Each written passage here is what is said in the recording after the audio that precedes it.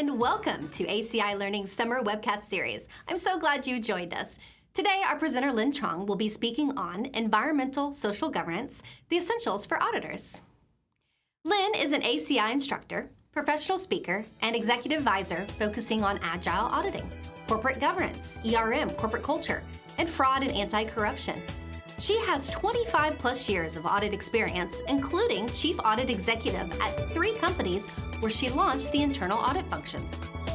ACI Learning trains leaders in cybersecurity, audit, and information technology, delivering lifetime learning to over 250,000 engaged students, professionals, and organizations across 6 continents.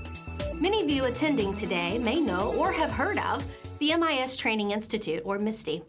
MISTI has been training auditors, risk and compliance, fraud, and information security professionals worldwide for over 40 years. MISTI is now a part of and is being rebranded as ACI Learning. Check us out at acilearning.com and follow us on your favorite social media. Now, we'd love to get questions from you as we go along. Please just put your questions in the question panel in the GoToWebinar on the right side of your screen. We'll be sure to get to your questions after this presentation. This webcast is being recorded, and a link to the recording will be sent to you within a week. You can also download today's slides and any additional handouts by clicking on the links in the handouts panel. Now, let's welcome Linh to today's webcast. Hey, Linh. Hi, Kathy. It's so great of you to join us. I was just thinking about, we've done a lot of Audit Pro TV courses together, so it's really fun to be able to do this webcast. That's right. I'm looking forward to it. Awesome. So where should we begin? So today we're going to be discussing ESG-related metrics that companies can use to measure their ESG risks. And we'll also be talking about why it's important for companies to adopt ESG reporting and how they can get started. And then most importantly, what role internal auditors can play in helping support their organizations on this ESG journey. So let's just back up and talk about the history or the timeline of ESG frameworks and reporting. ESG or sustainability reporting is being driven by a growing consensus that capitalism needs to work for all stakeholders involved in order to create value that's sustainable for the long term. And as you can see here on this timeline, in the past 2 decades, there's been a flurry of nonprofit organizations that have been established to provide frameworks and standards for ESG reporting, and it's been mostly voluntarily, based until very recently. So in Europe, the requirement is already there for large organizations to report on ESG, and just the 5 leading framework setters that you see on there, the GRI, the CDP, the CDSB, Climate Disclosure Standards Board, and the SASB, the Sustainability Accounting Standards Board. They're all, these 5 leading ones are all converging and moving towards one vision, one global standard. So that's in the works. Now, at the same time this is happening, the World Economic Forum, they have an IBC Council, International Business Council, that has just recently come out with 21 core metrics that can be used by companies, like I mentioned, to report on, measure, and manage their ESG risks. Because as you know, Kathy, you can't manage what you don't measure. So let's move into these metrics here, starting with the first pillar. There are 4 pillars. The first one is the Principles of Governance pillar. So as you can see here, there are several bullet points. And the good news under this first pillar, Kathy, is that these are not reporting standards that are going to be new to any public company. If you are a public company in the US and you're Sarbanes-Oxley compliant, then your entity level controls that have been audited by your external auditors, you should have all of this in place. So, public companies need to have a corporate purpose. This is the mission, vision, and values that you publish. to the world. You also need a board, a governing board, right? That's the members committees, audit committees, compensation committees, all that in order to properly govern the organization. Material issues impacting stakeholders. If anybody's ever been involved in the accounting group to publish 10Ks and 10Qs, you know that this is already being reported. Anti-corruption, this is code of ethics that all public companies have to have and adhere to. So that reporting will not be difficult either. Now, I will point out, though, that there is mention of corporate culture in these guidelines. And so I know that I've heard that term being used in boardrooms, and I know that that will start to cascade into the C-suite. And so I think that senior executives will start to think about what drivers or levers they need to pull to influence their culture in one way or another. And auditors as well. I know that I've spoken many times on training classrooms, training auditors on how to assess corporate culture. So I think that's something that auditors need to get comfortable with, even though that may not be intuitive to audit if you haven't had any experience with that. So going back into the governance pillar there, you also have the internal, external reporting mechanisms. This is the whistleblower hotline, the ethics hotline that all public companies are required to have.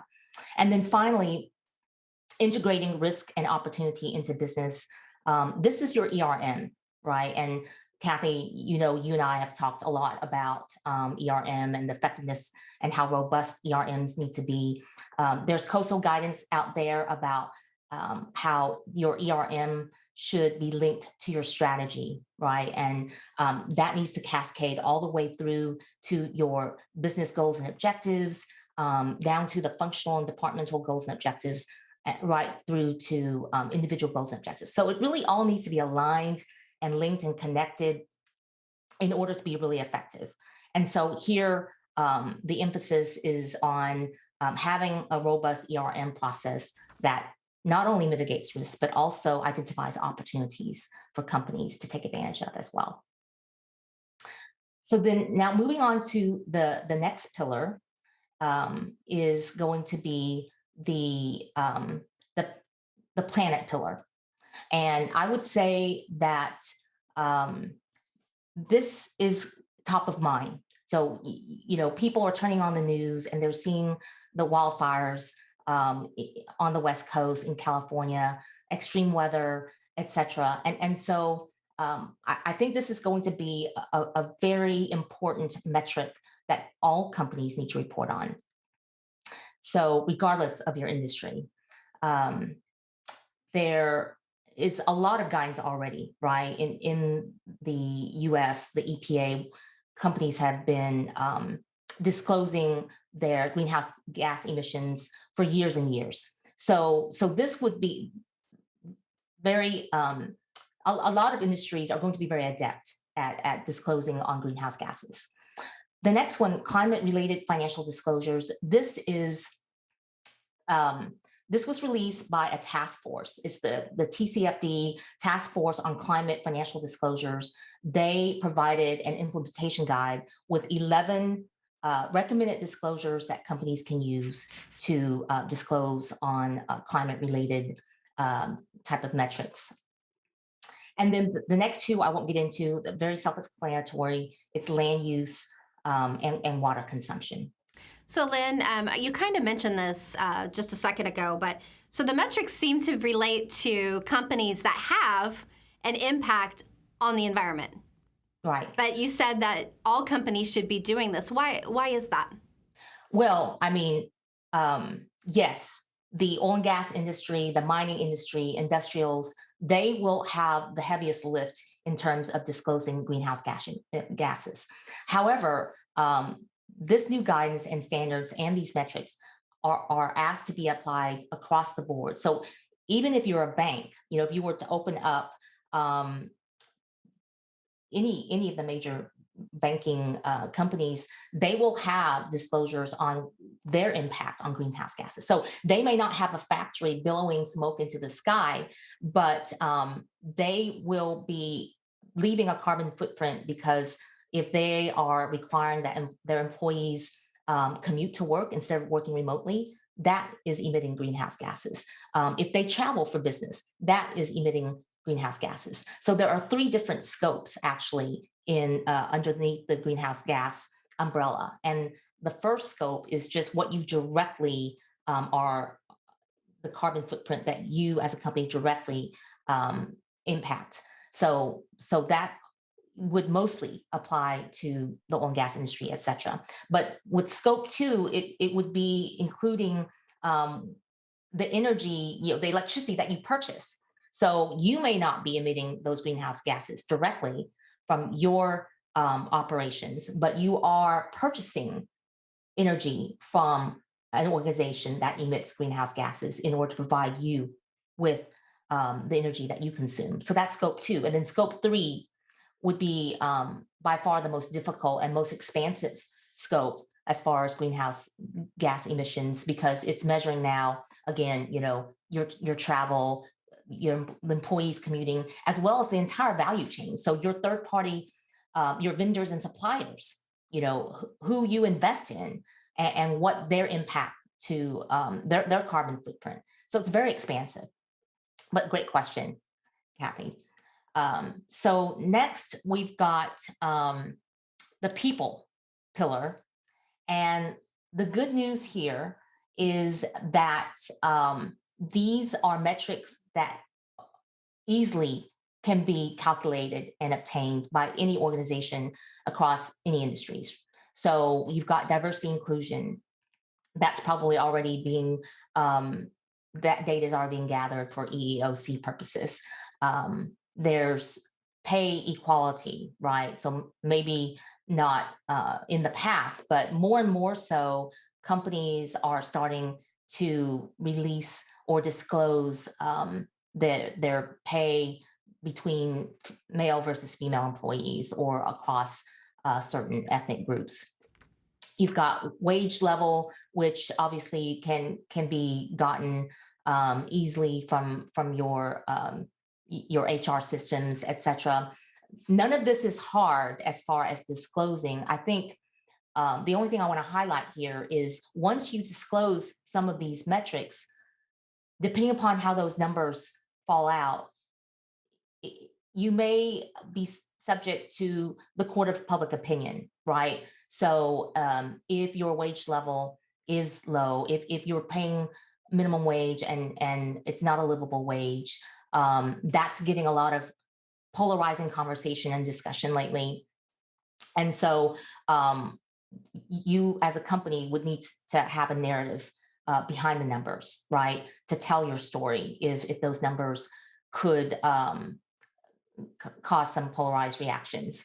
The other thing that's being asked under the wage level is that companies have to disclose the ratio of CEO compensation against the average or median wage of all the rest of the employees.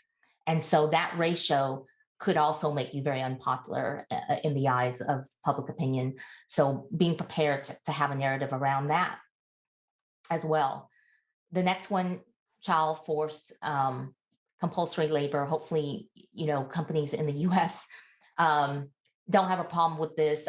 This is more relevant to companies that have international operations. If you're in the garment industry and you have providers, suppliers, workers, maybe not directly hired by you, but by your suppliers in Bangladesh or in China or India, hopefully you have a very robust process for performing due diligence on your third party so you can identify any bad actors in this area, right? If you're in the diamond extraction industry and you've got suppliers in Sierra Leone or parts of Africa, hopefully your processes are able to flag any providers that are bad actors here as well. That could get you into trouble. So So those are kind of the highlights under that pillar. Let's see if there's anything else I want to touch on here. Training. So um, that word keeps coming up, Kathy. That's what you and I do. But so it hasn't been required before that companies disclose how much training they invest in their employees, but that is going to be one of the metrics that's being asked here. And so if companies have been skimpy in this area, they may not look very favorable once they disclose those numbers. So I think there'll be a lot more investment in this area, and health and safety. Well, injuries, employees, and unfortunately deaths, etc., at the workplace. That's already being asked by OSHA to be reported by companies. So nothing that's hard here to disclose or gather in terms of data or to calculate. Just more, what do those numbers? How do those numbers look once you disclose it, and being prepared for any potential backlash. So now let's move into prosperity, which is the last pillar. So once again, the good news here is that all of these metrics can be easily gotten from your financial statements. So underneath the economic contributions, that's just revenues, operating costs, investments in the community, all of that can be gotten from your GL or from your financial statements. Financial investment contributions, that's CapEx minus depreciation. R&D investment, right? Obviously, companies track that. So none of these metrics are going to be hard to disclose. Once again, though, the only thing I'll highlight is that some of these topics are becoming very polarizing, right? So total taxes paid has been in the news, I think, lately. If you're a large company, Fortune 10, that actually has been even more profitable during the pandemic, and it's found out that you don't pay any taxes, not illegally, using the tax laws, the current tax laws, even if you're not doing anything illegal, you still may not be very popular, right? Once you disclose some of these numbers. And so again, just being prepared to have a narrative around some of these numbers that could cause some unfavorable reactions. And then the only other thing that I want to mention is on that first bullet point, the absolute number and rate of employment. One of the other things behind this number that's being asked for companies to disclose is your turnover rate. So if your turnover rate is well above your industry peers, just being prepared, obviously, to speak to that and have a good story behind that number. So, Lynn, I'm sorry. No, go ahead. I was going to say, so some of these metrics seem like, I don't want to use the word easy, but some of them are kind of easy to report on. What are some of the most challenging ones for organizations to report on? Right. So by far, in my professional opinion, it would have to be the greenhouse gas emissions, because, as I mentioned, there are 3 levels or scopes. And the scope 1, the direct emissions, that's pretty easy to calculate. You can control those numbers. Even scope 2, yes, you're purchasing it from a third party. So depending upon whether they keep good records, that may make scope 2 a little bit more difficult.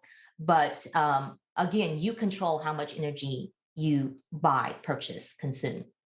It's the scope 3 that's so expansive, and so reliant upon third parties and how well they keep their records, that I think that is by far very, very difficult, even for the oil and gas industry. I mean, you open up ExxonMobil's financial statements, if you try to look for their scope 3 disclosures, they barely have any. There are 15 categories, Kathy, under scope 3. And I think some of the super majors that I've looked at, they are only able to report on 1 category under scope 3.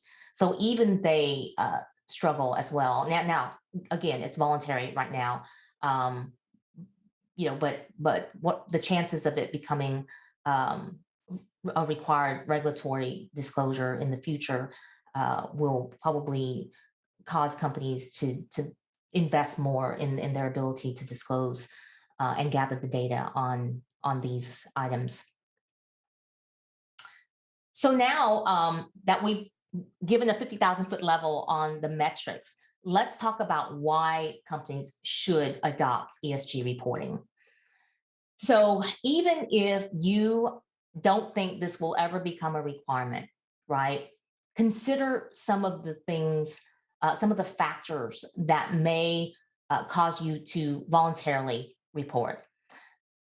90% of the S&P 500 companies, these are the 500 largest companies in the US, are already publishing some form of sustainability reporting.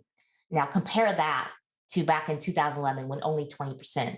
So it's astounding, not at just the pure absolute 90% number, but also the rate of increase in the companies, the number of companies that are starting to report.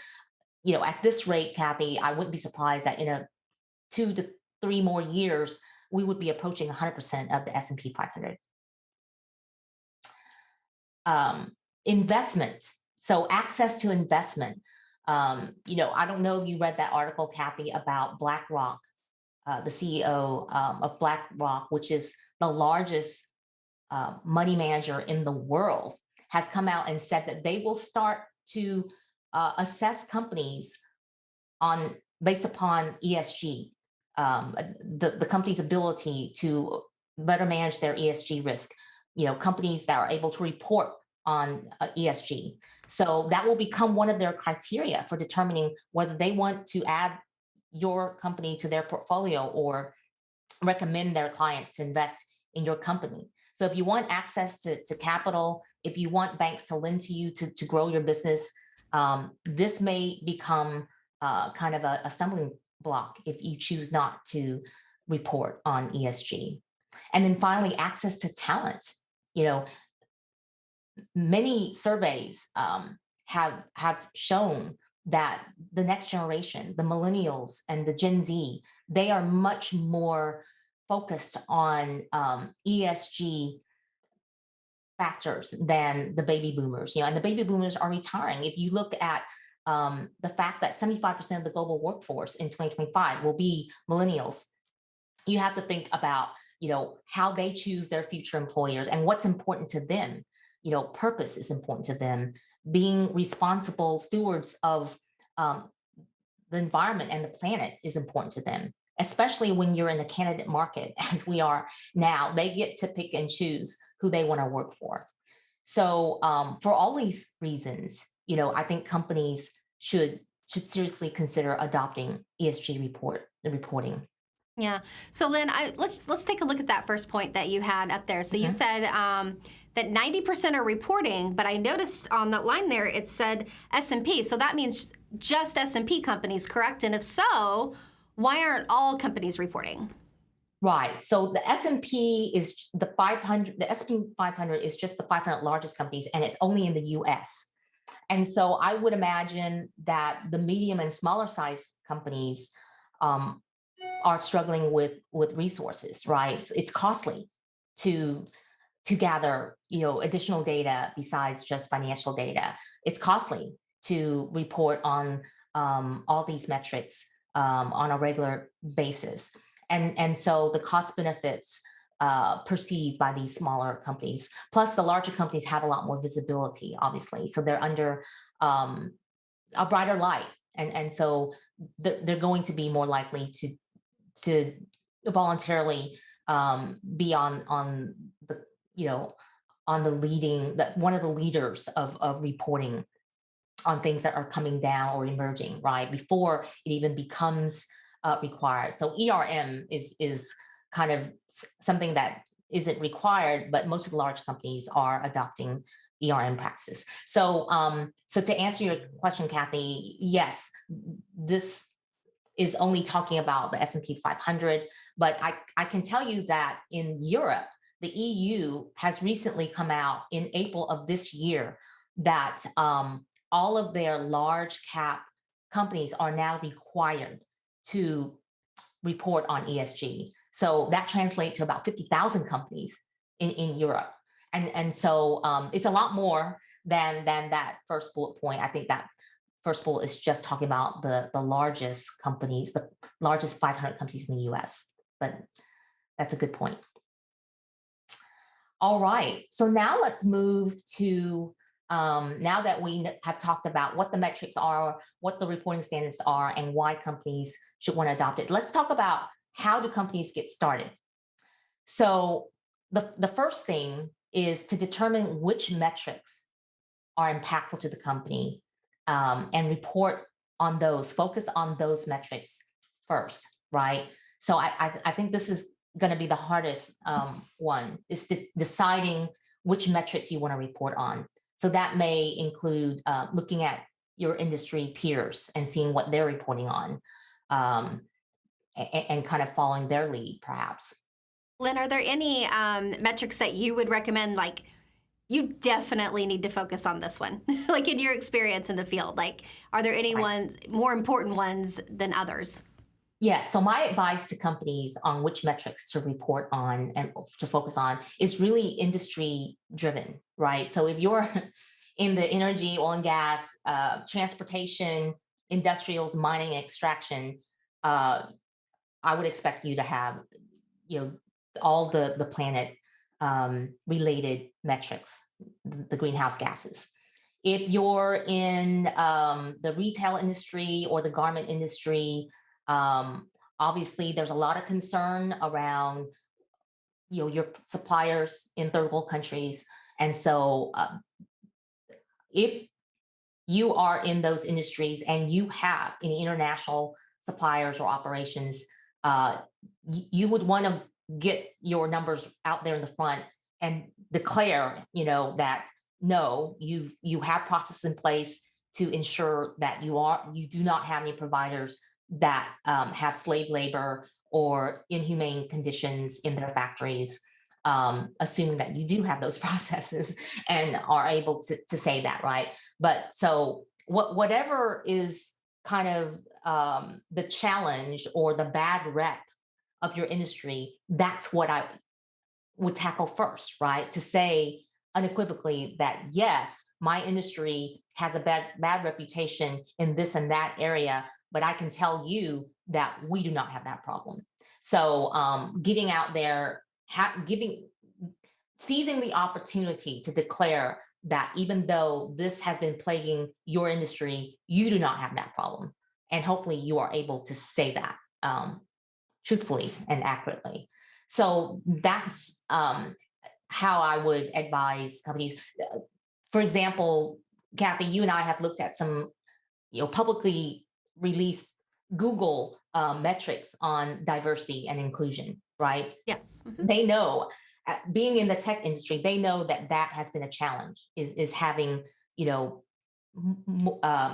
representation amongst males and females, and equal representation amongst different demographics. And so they got out there and they said, okay, yes, these are our numbers. They're not great today, but here's what we're going to do about it. So they tackled those sticky topics head on, those sticky topics that are inherent within their industry. Does that answer your question? It does. A very lengthy answer. Thank you. What Great. are some other how-tos for the ESG reporting?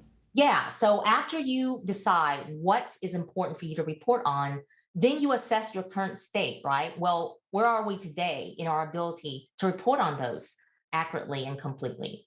And then probably there's going to be gaps. So you're going to do a gap analysis. Well, where are the gaps, and how do we close those gaps, right? How do we get from here to there, and in what time frame is acceptable to get there? What resources do we have in order to get there faster? And then what's our narrative to the investing public, to our stakeholders while they're waiting to see those numbers, right? And then just keeping on top of monitoring your progress towards closing those gaps. So obviously, these items is not anything surprising, right? You could see these action items on any gap assessment. But behind these obvious bullets are just kind of some potential landmines that when you're setting objectives and goals for future reporting, that you need to have all the stakeholders in the room, right? To inform you on what's feasible and what's realistic. Because based upon my experience, the stock price of a company doesn't rise and fall based upon doing this by that time. It's or not being able to do this by that time. It rises and falls based upon managing your shareholders' expectations.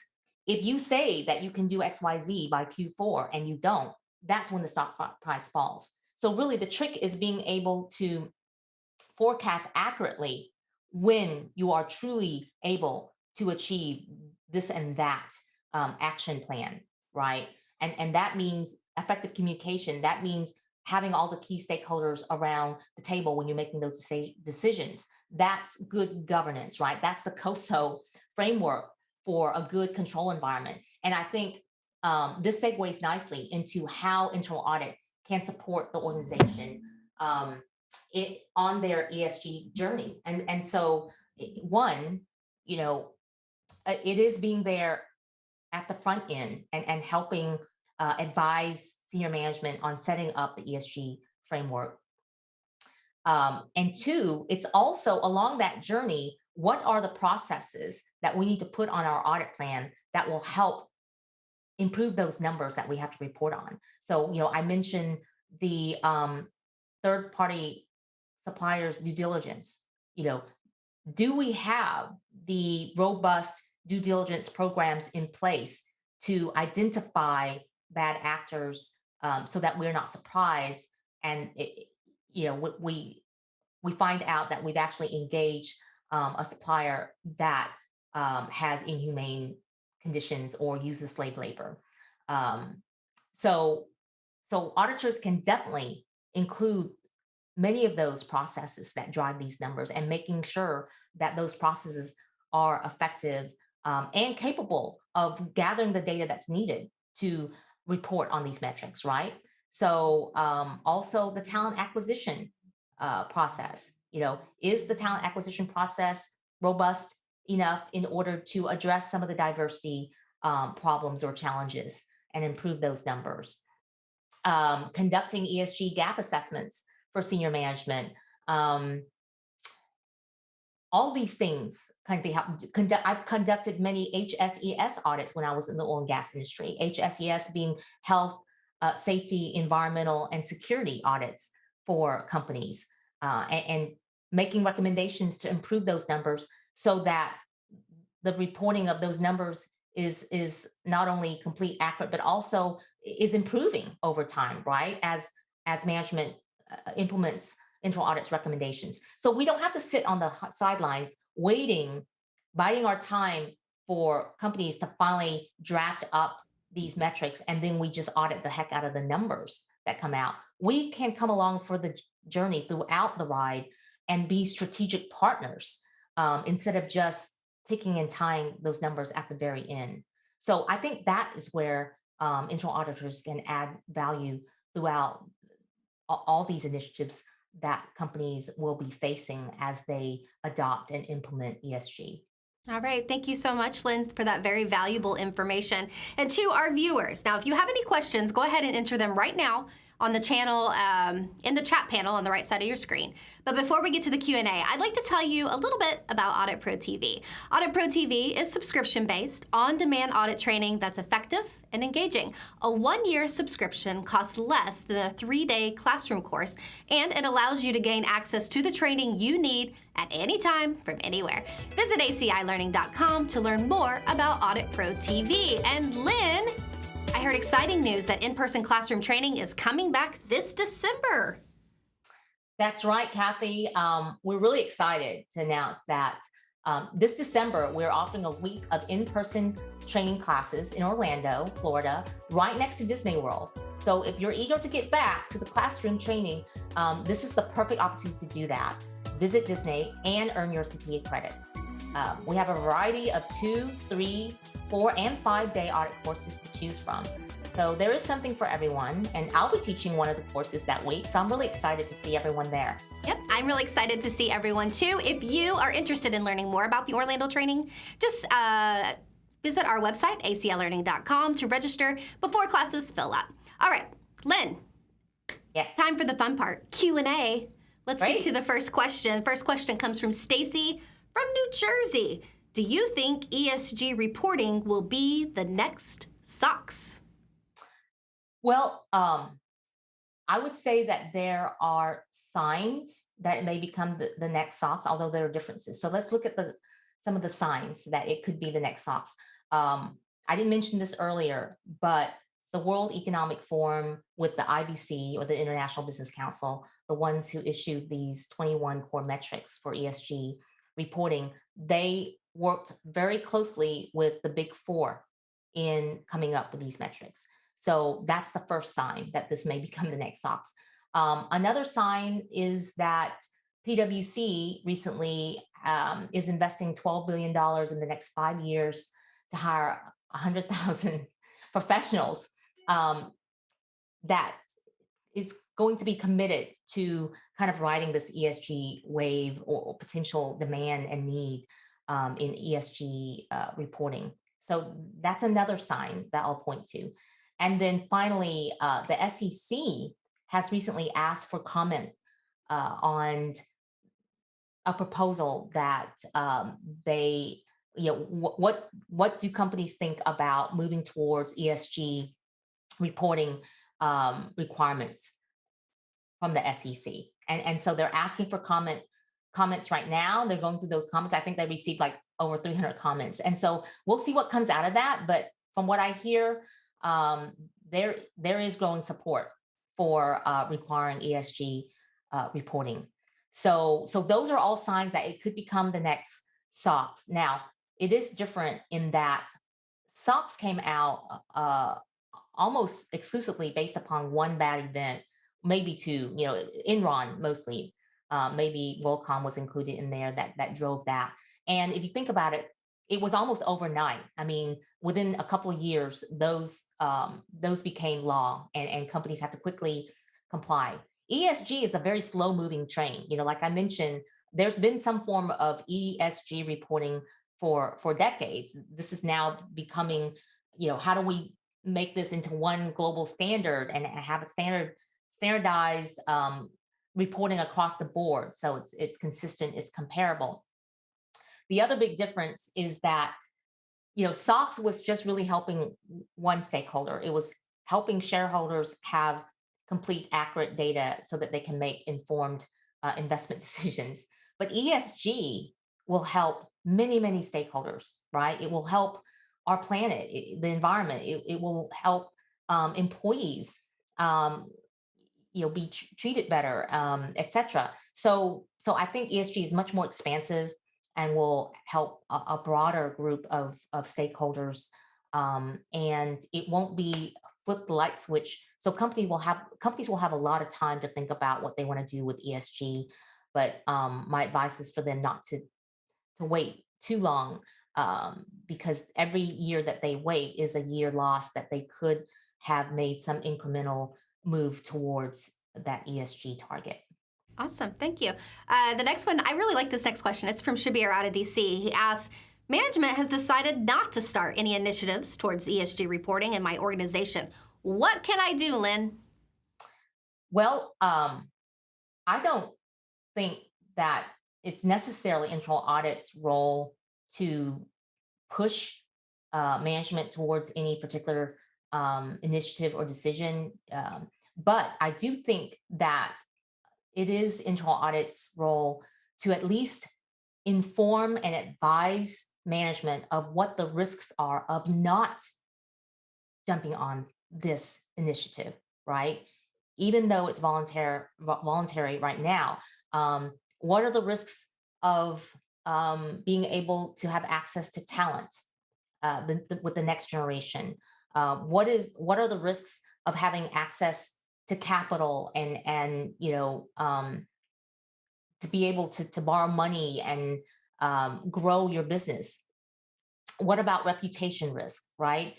If if you have to be dragged across that accountability line, um, that's not a good look, in my opinion, in the the public opinion's view of you. So I think looking at what your peers are doing, looking at public opinion, looking at how this could actually um, be a disadvantage to you competitively if you're not doing this. What are the risks? So helping to make sure that management considers that in their ERM process. Great. The next question is from Angela. If ESG reporting becomes a regulatory requirement, would that affect board membership? It already has. So I've looked around, I've poked around some of the larger organizations, and I'm already seeing um, committees called sustainability committees sitting right next to the audit committee and the compensation committee. Sometimes they're called ESG committees, sometimes they're called public affairs committees. But I'm already seeing that pop up, and I don't think it'll be that much longer once these constituents are sitting on the board that you'll start to see, because the board controls executive compensation, the CEO compensation. I just read an article on CNN that's saying we may need to link CEO compensation with ESG metrics.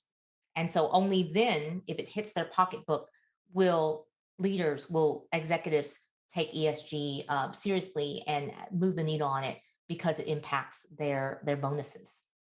Oh, very interesting. The next question is from Latanya. Are there certain industries that would be most impacted by these reporting requirements? Lynn, we kind of touched on that during your presentation. What would those industries be? I know that you mentioned the oil and gas industry. Yeah. So the oil and gas industry, the energy, there's a top 10 um, of industries that are at higher ESG risk, um, and they are at the very top: the oil and gas industry, the mining extraction industry, the transportation industry. Um, so these industries, I would say, are have the heavy lift, and I think expectations are high for these industries, even though it's not a requirement yet. But definitely when it becomes a requirement, um, I can already tell you that these industries are already reporting on this to some extent. Again, I think the scope 3 will be difficult to report on because the data may not be available. Depending upon which third parties you have relationships with, those third parties may not be gathering that data. But so yeah, so we touched upon kind of the top industries that are going to be hit by ESG risks the most, and therefore should be thinking about ESG reporting even before they become required. So for all those at-risk industries, if you haven't already started, um, definitely my advice is to start thinking about it now.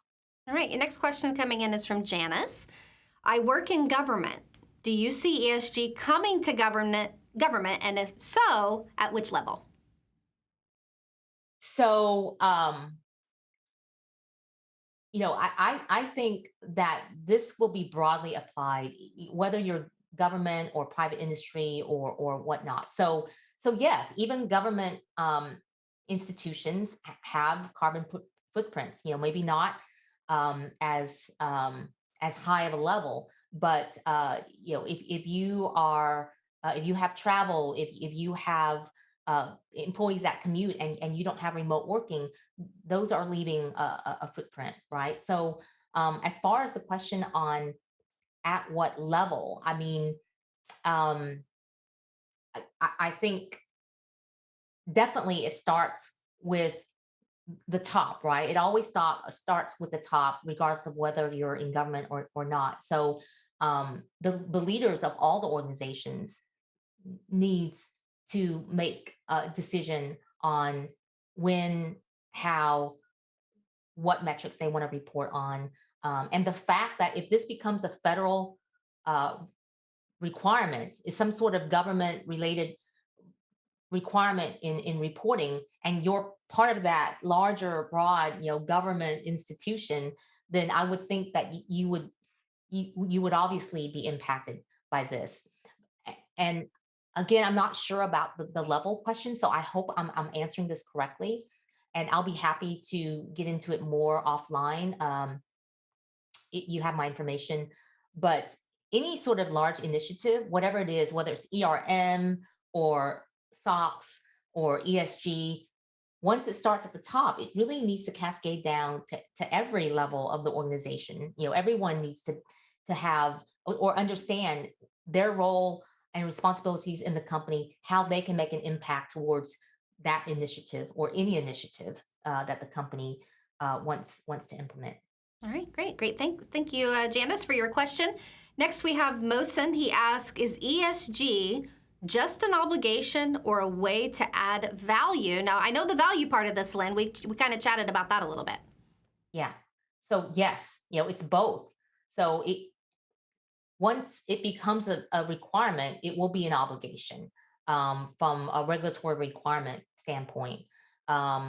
It adds value because I think there are articles out there that prove companies that report on ESG that are focused on addressing ESG risks do tend to produce more value for their stakeholders. If you have more access to talent and more access to monies and funding and capital, then obviously you're going to be able to turn those resources into more value for the company. And of course, at the end of the day, it's the right thing to do, right? Even if you can't quantify that, I think you want to be on the right side of that ESG line, right? It always serves a company well to do the right thing.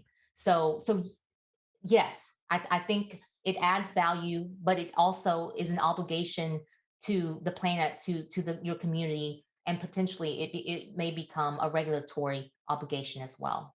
All right. Thank you so much, Lynn. And to our viewers, thank you for all your great questions. We've run out of time here for this webcast. For Linh Truong, I'm Kathy Chambers. Thank you for joining us. I hope to see you here again soon.